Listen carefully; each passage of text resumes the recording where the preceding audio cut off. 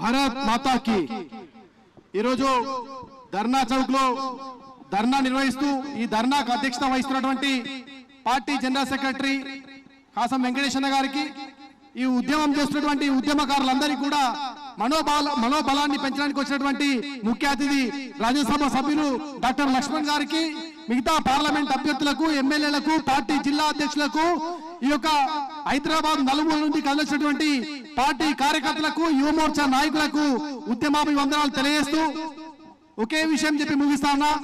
ఈరోజు రేవంత్ రెడ్డి గారు ఆనాడు ఎన్నికల సమయంలో కేసీఆర్ ఈరోజు అనేకమైన అవినీతి అక్రమాలు చేసిర్రు. ఆయనను నేను అధికారంలోకి వచ్చిన వెంటనే కాళ్లకు తాళ్లు కట్టి అరెస్ట్ చేస్తా అని చెప్పిండు.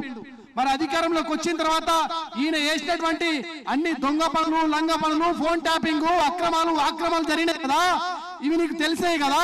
కన్ఫెషన్ స్టేట్మెంట్ 9 తారీఖు నాడు ఇచ్చాడు కదా, మరి 28 తారీఖు వరకు ఎందుకు నీ అధికార పత్రికలో, ఎందుకు నీ అధికార టీవీ ఛానల్లో రాలేదని ప్రశ్నిస్తా ఉన్నా.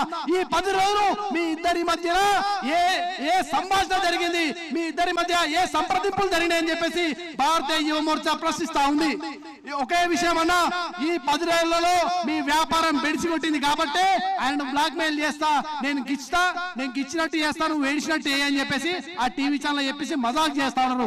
ఈ యొక్క ఫోన్ ట్యాపింగ్ కేవలం అధికార పార్టీ ప్రతిపక్ష పార్టీలో కాదు, ప్రజా సంఘాలను, విద్యార్థి నాయకులను, ఉద్యమకారులను, తెలంగాణ ఆత్మ గౌరవ బావుట ఎగిరేసినటువంటి ప్రతి ఒక్కరి మీద ట్యాపింగ్ జరిగింది. ఈ ట్యాపింగ్ కు బాధితులైన మీరంతా కూడా భారతీయ జనతా పార్టీ మీ తరపున ఉద్యమం చేస్తా ఉంది. భారతీయ జనతా పార్టీ మొదటి నుంచి కూడా ఈ యొక్క ఫోన్ ట్యాపింగ్ వ్యవహారంలో లీగల్ కూడా ఫైట్ చేస్తా ఉంది. ఈ ఫోన్ ట్యాపింగ్ విషయాన్ని వెంటనే మీకు చేత కాకపోతే సిబిఐకి చెప్పండి అని చెప్పేసి మేము డిమాండ్ చేస్తా ఉన్నాం. అన్నా ఒకే విషయం అన్నా, ఈ ప్రభుత్వం గిట్ట ఈ 10 తారీఖు లోపు టిఆర్ఎస్ పార్టీ పైన దీనికి మేజర్ సూత్రాలైనటువంటి ఈ ముగ్గురు రావులు, కేసీఆర్ గారిని, కేటీఆర్ గారిని, హరీష్ రావు గారిని, జోగినిపల్లి సంతోష్ గారిని అరెస్ట్ చేసి జైలుకు పంపపోతే మా ప్రభారి కాసమని మమ్మల్ని కంట్రోల్ చేస్తా ఉన్నాడు యువ మోర్చాను. అన్న మేము ఉద్యమం చేస్తా అంటే కాదురాబాయి మనం శాంతియుతంగా ధర్నా చేద్దాం, దాని తర్వాత ఏదో చూపిద్దామని చెప్పిండు. అన్న 10 తారీఖు వరకు మీరు అరెస్ట్ చేయకపోతే యువ మోర్చా కార్యకర్తలు రాష్ట్రంలోని మీ మంత్రులను, మీ ఎమ్మెల్యేలను, ముఖ్యమంత్రి నిన్ను కూడా రోడ్డు మీద తిరగనీయమని చెప్పేసి ఈ సందర్భంగా తెలియజేస్తాను.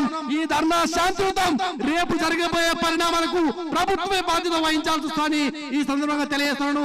జై తెలంగాణ, భారత్ మాతాకి.